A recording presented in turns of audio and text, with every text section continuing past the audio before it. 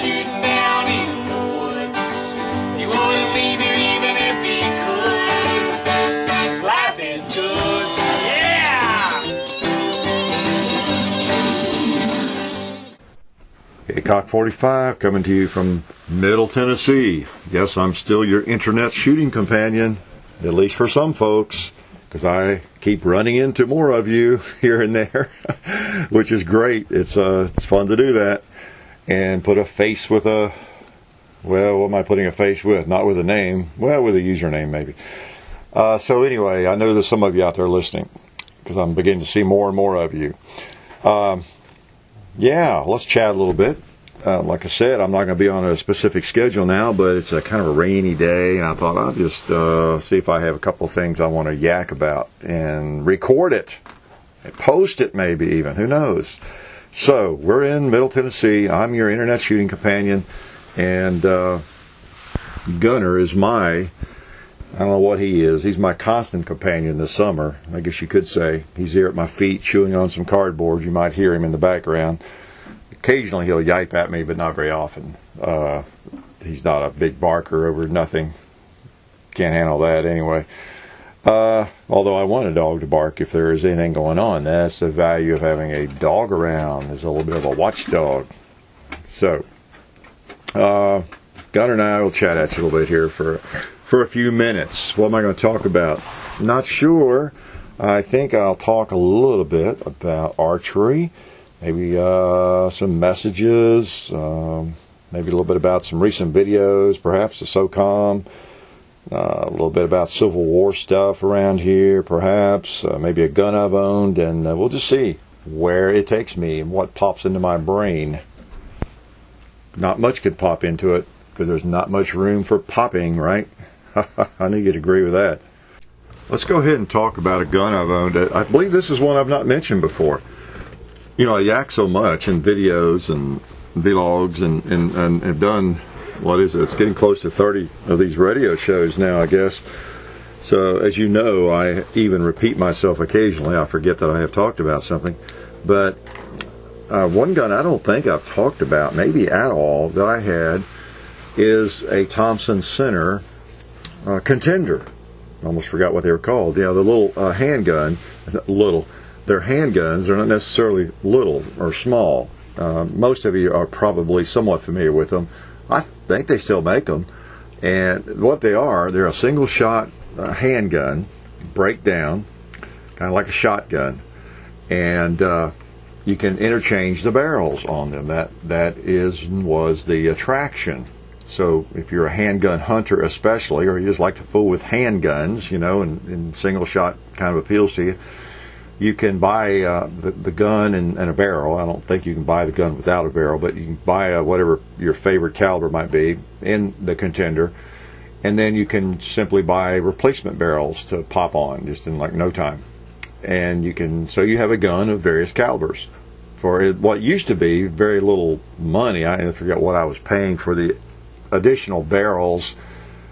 Yeah, seemed like it was back in the 70s. It was maybe, I don't know, $50, $75. I don't know what it was. I'm sure it's a good bit more than that now. But you can, you know, if you're doing something with it, you're just, I don't know, shooting long range, seeing how far you can shoot with a handgun, or you're a handgun hunter especially, then you know, you can get a pretty nice rig there with 3 or 4 different barrels, and you know, in different calibers, and just everything you would use. You know, maybe a 44, maybe a small, fast bullet for something, hunting prairie dogs or something, you know, and really not have a lot of money in the entire outfit.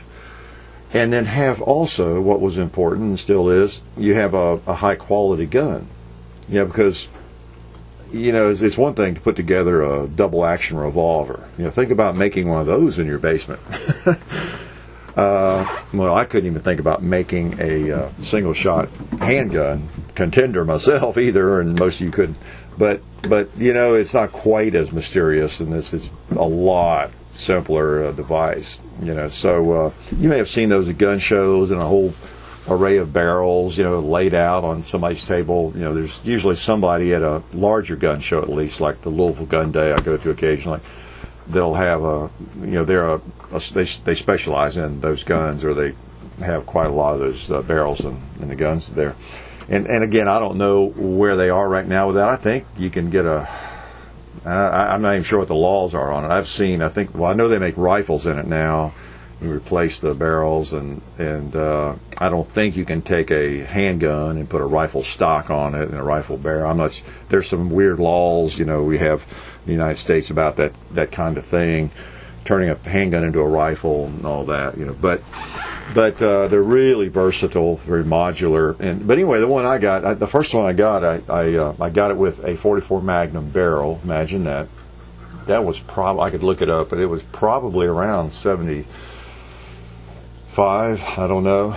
And I had a bull barrel, pretty heavy. I think it was a 14-inch bull barrel, 44 Magnum. So it was heavy. And it did absorb a lot of the recoil, or at least you would think it would. But I tell you, that thing kicked.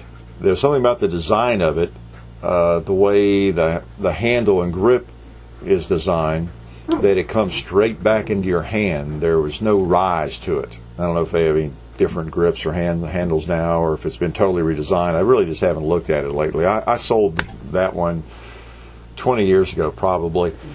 At least I didn't really shoot it. It's just, once you've shot a 44 Magnum revolver, unless you hunt or, I don't know, it's just kind of an odd piece, really, for me, is what it was. But I did have some fun with it. It was interesting. I do recall having it when I moved out here, where I am now. So it was, I had it up to about 25 years ago. Probably sold it about 22, 23 years ago. Traded it for something. But I had the 44 Magnum big bull barrel. I had a .223 barrel for it. And that was pretty cool at the time. I don't know if you could. It was probably the only option on the planet to have a pistol or handgun caliber, in 5.56, or .223. And boy, was it loud. Wow. It was, I think, about the same length and a kind of a bull barrel, about 12 or 14 inches, but, no muzzle brake or anything on it at all. I remember touching that thing off the porch out here a couple of different nights. When I first moved out here, oh boy, it would just rattle your brain. It was so loud, because a .223 is loud anyway, no matter what you're shooting it in, much less a 12 or 14 inch or a barrel with no muzzle brake or anything. And I had, at one point, I was shooting metallic silhouettes in competition. That was really the first competition I shot back in the 70s, and I bought I want to say 256, that makes sense, 256 Winchester Magnum. Yeah, it was something I hadn't even heard of. Somebody recommended it, and I bought a barrel, played around, even reloaded the ammo, got dies and all that. It was one of those deals where it was just a very short window of time where I was doing that, as I recall, because I don't even remember much about it.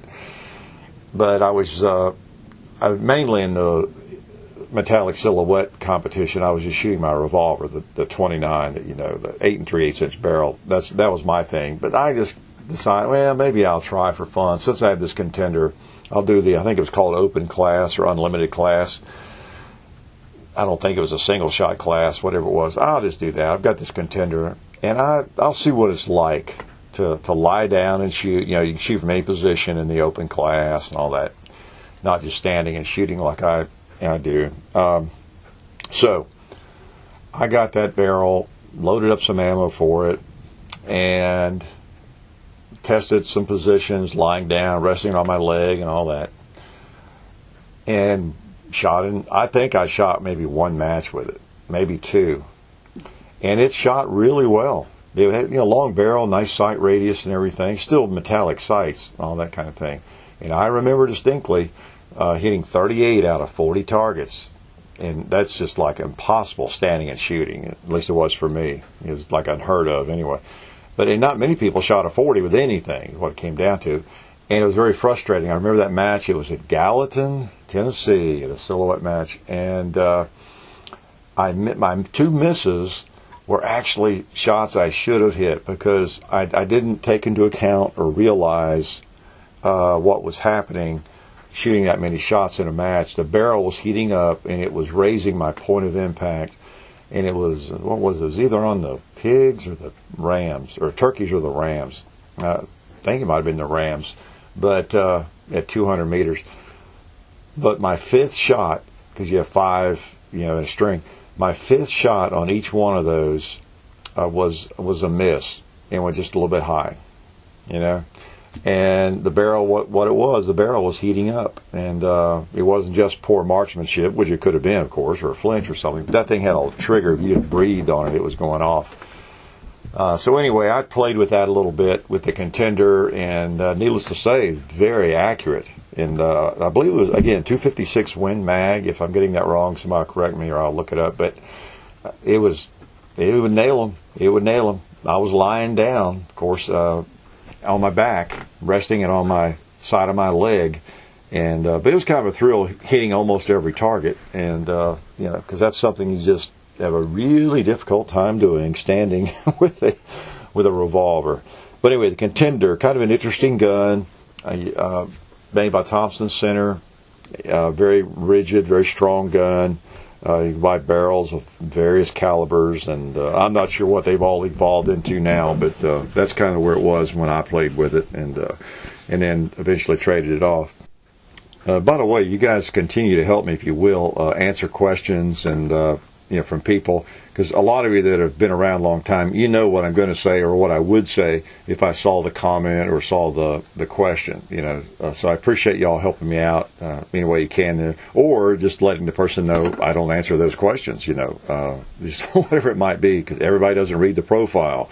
There's just a lot of things I don't answer. I don't really answer questions on the comment. That's basically my policy. You guys send me a private message, and then you'll get an answer if it's, one that I can get to that qualify. I just have to do that. It's not like I'm trying to be rude or smart aleck or anything. Y'all understand that. You know how many subscribers and all the activity. So it's a miracle that I can get to, at least currently, to as many questions as I do. And so some people, I think, are misled. They might see a video that I've commented in there and talked to people. Sometimes it turns into a bit of a blog, and I'll answer somebody and make a comment, make some goofy comment, that kind of thing. So they might be misled thinking that, oh, okay, Hickok answers anything you put in here. No, not really. That's just a maybe. It might happen. It might not. I don't. And just factual questions I tend not to answer in there. There's something I just want to chime in on. I'm more likely to jump on it, particularly once I post a video and kind of follow it for the first few hours, or if I'm able to. I'll comment more than later, or then maybe I'll go into one. You just never know. Depends on time and all that. But just let people know to check the profile and that sort of thing. It's the same with on the profile. People write questions there, and I don't answer there, but. They finally realize, because they've been around a while, they'll eventually read the profile page, and I'll get some of the same questions, in a private message. So anyway, if you can help me on that, I appreciate it. So you see, I finally got another archery video up. I don't know what it is about me. Well, I do know. I just have to be in a mood, and we always have a list of things we want to do. And that's a good thing. It's a good thing. As I've said before, we've got an engine block lying not 30 yards from the range. Right there, the range part you see every day. It's just over there about 30 yards to the right. I could, in fact, put a bullet on it from probably the shooting table right there. And we're going to do some penetration tests on that engine block sometime, too. Just things like that we'll get to. We just, I don't know, got a lot of guns and got a lot of things we want to do, and it takes priorities. And then both of us have to be in the mood, John and I, and especially me. So it's kind of the way it goes, and the time is, tight right now with me going back to my teenager tormenting duties. John's pretty busy, so we'll still crank out some videos here and there, of course. But anyway, the archery was fun. Got to do that more often. It's a great sport. One of the things that I want to do with the channel, of course, is encourage healthy use of firearms and that sort of thing.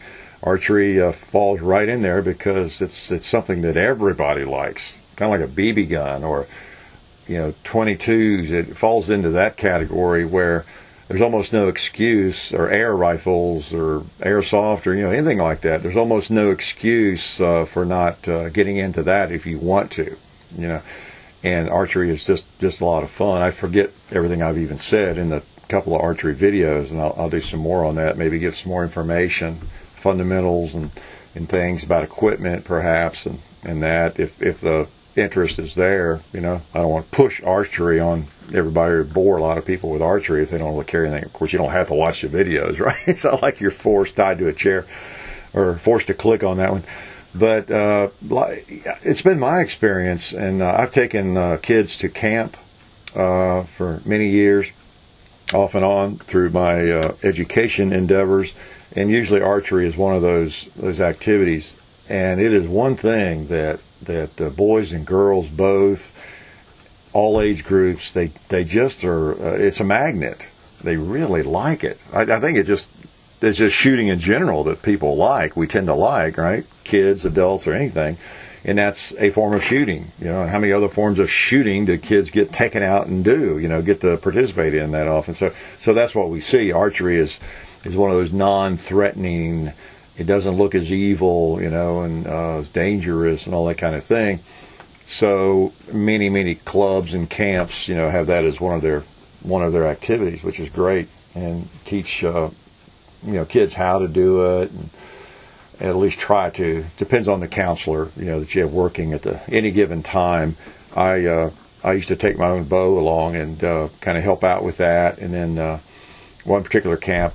I would take my own bow, that longbow, in fact, hummingbird longbow, and I'd get 8 or 10 kids when there was free time. We'd go shoot some more, instead of the regular cycle or the class of it. And they just get really into it. The ones who were really interested, guys and girls both, and just want to learn more about it and want to shoot, fighting over the bow. Just want let me shoot. I want to shoot some more.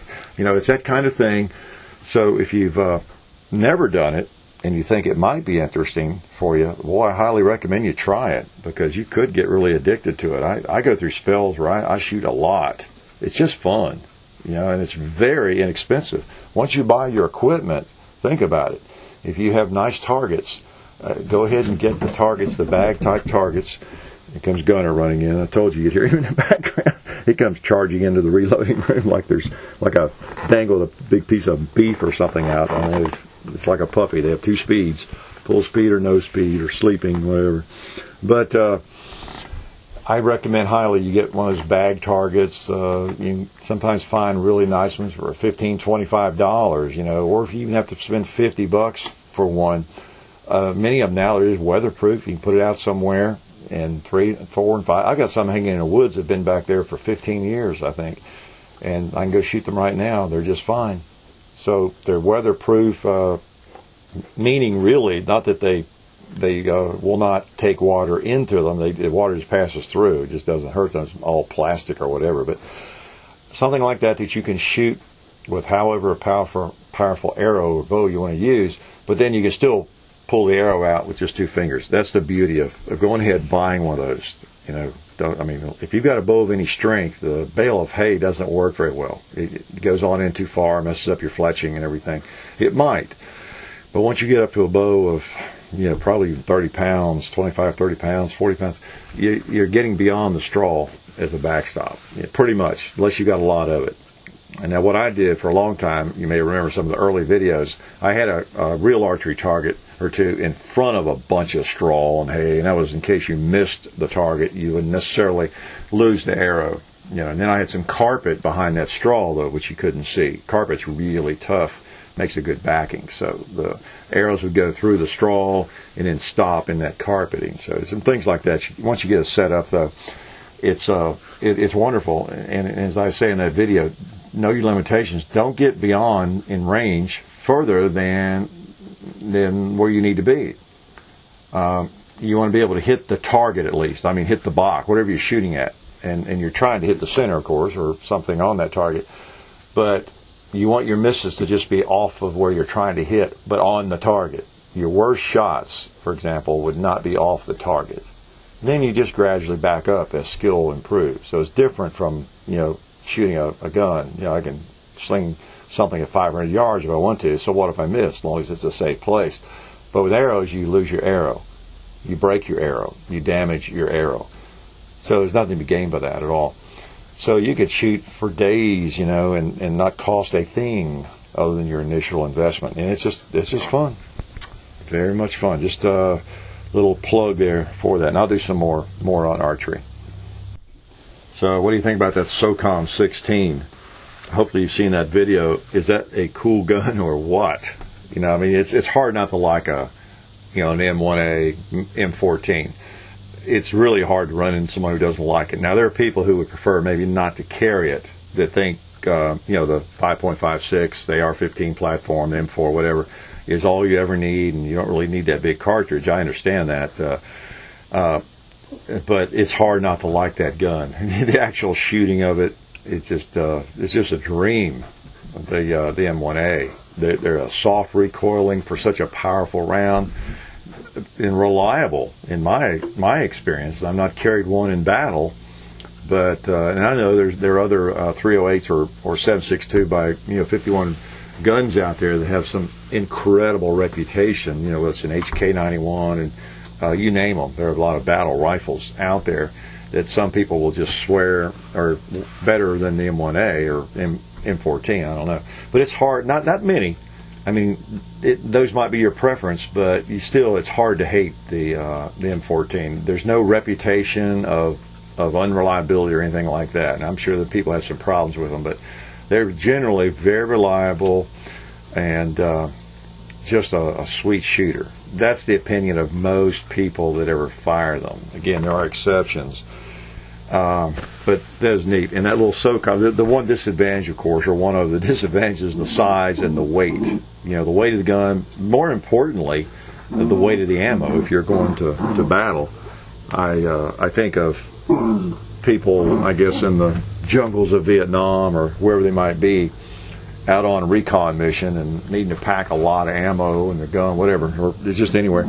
And you can pack a lot of 5.56, can't you?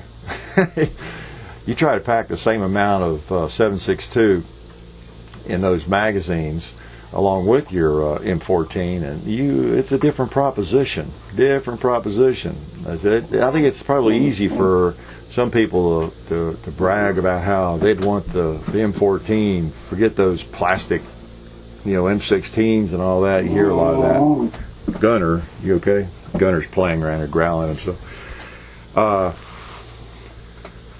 And it's one thing not to have to pack all of it, but that would be a serious amount of weight. I have, in fact, we're going to do another video with that thing. I have about 7 magazines loaded here. We're probably not going to shoot that much, but I have 7 magazines, 20-round magazines, right here on the bench. I'm looking at loaded, full, 20 rounds each of the 7.62 by 51. And when I pick those up, that is a load. That is a load. And if I were going into the bush, I'd want at least 7 magazines or 6. That's just 6 times 20. I'd want that ammo, 120 rounds at least. And another one in the gun, 140 rounds. That's not exactly overkill, I don't think, on the amount of ammo. But man, you're talking about a fair amount of weight just right there, and you'd probably want to carry more than that. So that's the advantage of the 5.56 round, and of course the M4, those lightweight guns. There are disadvantages to maybe in terms of effectiveness as compared with the 7.62, but anyway, the SOCOM being cut down like it is, being shorter, it puts it into a smaller rifle category. Still not light, but the psychological effect there, you feel like you have a smaller gun. It's kind of neat. There's something cool about that. So I'm enjoying that gun, and you'll probably see some more of it before too long. Hey, let's think about a gun action of the week or of the show. Maybe I'll have to change that from of the week if I'm not going to do this weekly, and let's do the gun action for radio show 29 or whatever model, whatever number it is, and we'll see how it goes. I might post the answer, say a week later, on the video if I have not done another radio show. Is that we don't want to complicate things. We'll keep it simple. But last week's gun, last show was a drum roll Glock 19 Gen 4. Okay. Yes, it was. I had it out, and that's the gun I was working. Difficult to know, huh? Just from the sound, especially so many Glocks. They all sound alike. But the Glock 19 was the gun, and you saw it this week in a video we did on the various generations of the Glock. By the way, that gun's doing fine, and still enjoying it. And as you saw in the video, no problems at all. So let's look at something this week. Now, this is going to be a little bit of a stumper, maybe a surprise in some ways, because you might recognize what it is, but you know, or wait a minute, maybe it had. Yeah, we have done a video with it, come think of it. I was thinking maybe we hadn't. But anyway, here we go. Here's the sound that you probably have heard many times.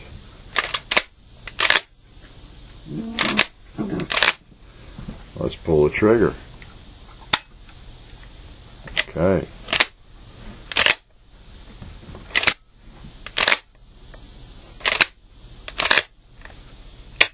Alright, what can I say other than it's a gun most people are familiar with. So, shouldn't have a lot of trouble with that one. Another area I thought I'd talk about a little bit today is the Civil War. Now, if you live in Europe or, you know, maybe some other areas too, you're quite accustomed to this sort of thing, having remnants or evidence left of earlier wars, of course, battles.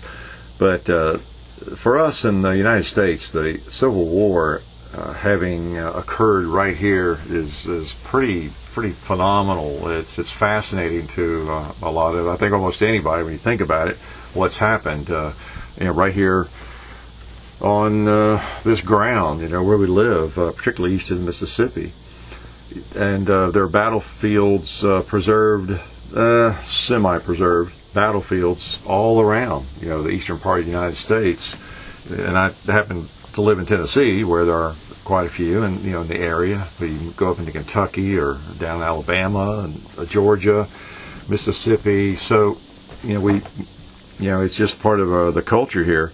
And so you cannot really escape it or thinking about it, because it's just a part of the country, part of the history. You go to, especially if you're a shooter, you go to gun shows, and there's usually something there from the Civil War, some of that old stuff. And if you go to a really large gun show, you'll see even more of that. I go to the gun day gun shows up in Louisville occasionally, and sometimes they actually have a Civil War show in conjunction with it, and which in and of itself is a large gun show, just the Civil War section. And occasionally there's a Civil War gun show here in Nashville. So it's interesting. I go to those occasionally.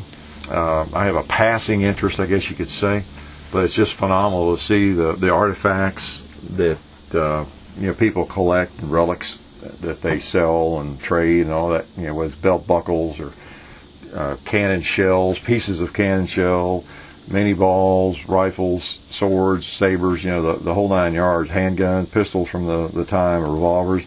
It's all fascinating stuff, because it actually happened right here, even though it's been 150 years ago. It's interesting. In fact, I picked up a saber, a cavalry U.S. saber here not long ago, that I'll do a video on at some point. But that, just again, if you have any appreciation for history at all, or interest in it, you can't help but be taken back in time. When you pick up an original cap and ball revolver, or an original knife, a saber, belt buckle, whatever it is. And if you're pretty young, you may not have quite that reaction. I think an appreciation for the past or for history gets a little stronger as people age. And some people just naturally have it. John has an interest in it and an appreciation for it. Even at an early age he did. So it just depends on the individual. But I think everybody gets a little more interested as they mature, get a little bit older. It's just fascinating what has happened right here on our own ground. And like I say, I live near several battlefields, and I have worked very near some battlefields, and have had the experience of people finding mini balls right on the ground. You know, it's kind of interesting because as you're preparing the lawn or the ground in the spring, those things sometimes work their way up or they turn up, and so it's just steeped in history. This area around Middle Tennessee, of course, and others. In fact, one of my favorite battlefields is the Fort Donelson up in Dover, Tennessee. You can go up there, and the breastworks are there. I don't know how much of those they've restored. Some of the breastworks they might have restored some, but a lot of it's just there from 18. I think that was 62 when that took place. But they're just still there. You pile up enough dirt, and then grass and weeds grow on it where it won't wash. It's just going to be there. So, and that's what a lot of the forts were comprised of. These breastworks. If you don't know what that is, that's just piles of dirt. You take several thousand soldiers, and if you're expecting a battle, of course they were building a fort there to mainly guard the waterway, the Cumberland River coming into Tennessee. But you pile up some dirt, and you stop a lot of bullets, stop a lot of cannon shell, and those breastworks, they just stay there. They just do. So just big piles of dirt, usually lines, big lines of it, just like a fort wall. If you think of a fort wall, it's a pretty good wall. You've got a huge mound of dirt, and I'll let somebody else explain to you why they're called breastworks, maybe. A little bit south of me too, down in Franklin, is an interesting place, of course, regarding that. Where the Battle of Franklin took place. I believe that was in 1864. The Carnton House. If you're ever down that way, you want to get by the Carnton House, and preferably take the tour, because that's an interesting place, and it's a very interesting story. That whole battle is, because that preceded the Battle of Nashville, but which is an interesting story as well. But the Carnton House specific, and I say Carnton, it's the Carnton Mansion is a part of all that, but the Carter House right there on Columbia Avenue is an interesting spot to walk through. It was apparently a pretty nice house for the times. It's a nice house today. But the bullet holes and the cannonball holes are still in the house. And in the shed, there's a shed beside there that is just riddled with mini ball holes. They've just kept it painted over the decades. And, it's just, it could have happened yesterday except for the paint. It's just very interesting to see that. It kind of helps bring it home, I think, to you when you actually see the holes. There's a railing on the back porch. Has a nice back porch with a nice wooden railing, and there's I forget exactly, a couple of mini ball holes, I think, in that, in a place where it was splintered out from a mini ball, 58 caliber mini ball hitting it, just like you've seen me shoot out here in my infield, except those were, well, what's real mean? Those were used in the same bullet, same lead, but used 150 years ago, right during the war and the Battle of Franklin. So that's pretty interesting stuff. Might not, get you excited, but it's pretty interesting to me to stand there and look at that. It really makes it pretty real for you, because a lot of the stuff you read about in a history book, or some boring teacher like myself tells you about it, and you're 14 or you're 17, and you got other things to think about. Once you get a little bit older and you start looking at that and thinking about what actually happened right here where you live, or where you're traveling or whatever, it can be fascinating, a fascinating study. So anyway, I find it very interesting, and I'm like I said, I have a passing interest in it. I'll read a book now and then on a battle here and there, and read a little bit here and there, and I could easily just take a whole summer and go tour battlefields too. I would thoroughly enjoy that. I've been to quite a few, I guess Shiloh and Chickamauga, and of course Franklin, Donelson, Fort Sumter, down in Mobile, some of the forts down there, and I guess Perryville. There's a bunch of them I've been to, but I'd like to go to more.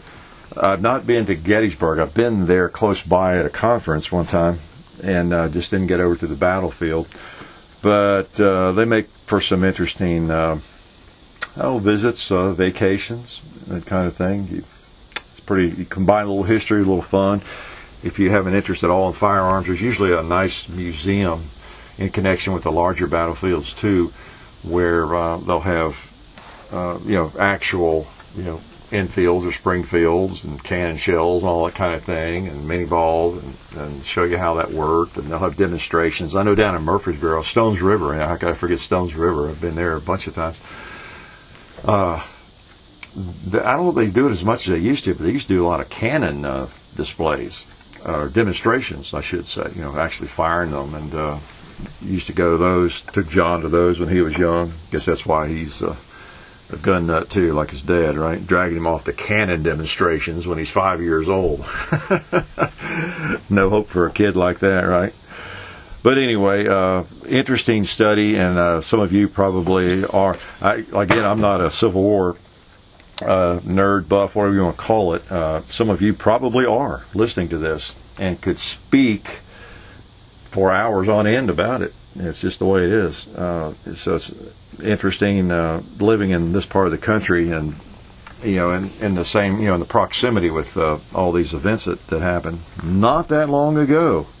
Guess I've yacked enough. I'd better wrap it up, and as I said, I'll talk to you again sometime here when I'm in the mood and have something to talk about. And it could be a week from now, it could be 2 weeks from now, but when it's posted, you'll see it, and hope you enjoy it. Take care, have a great week, and enjoy some shooting if at all possible. Eventually, we'll get some pretty fall weather and some better temperatures, I hope. So, take care. You've been listening to the HIckok45 Radio Show. See you on the range.